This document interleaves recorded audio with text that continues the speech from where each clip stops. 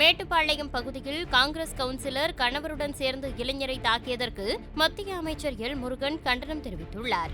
நம்மளுடைய மேட்டுப்பாளையத்தில் ஒரு இளைஞர் அந்த பகுதியினுடைய காங்கிரஸ் கவுன்சிலர்கிட்ட இந்த பகுதியை ஏன் சுத்தம் செய்யலைன்னு கேட்குறாரு.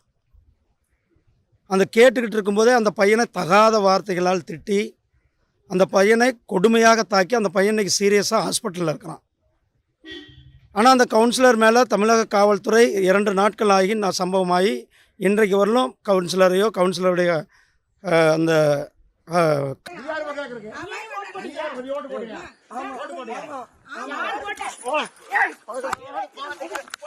பெறுவது வன்மையாக கண்டிக்கத்தக்கது.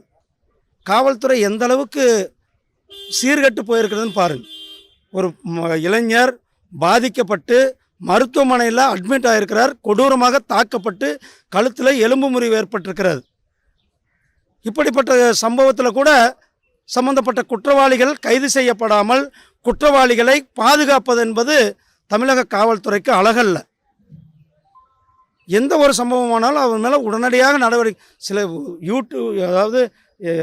யூடியூப்லேயும் ஃபேஸ்புக்லேயும் அவங்க ஏதாவது ஒரு தகவல் போட்டால் அவங்கள காலையில் 5 மணிக்கு விடியகாலில் 2 மணிக்கு போய் கைது செய்கின்ற காவல்துறை ஒரு கடுமையான சம்பவம்.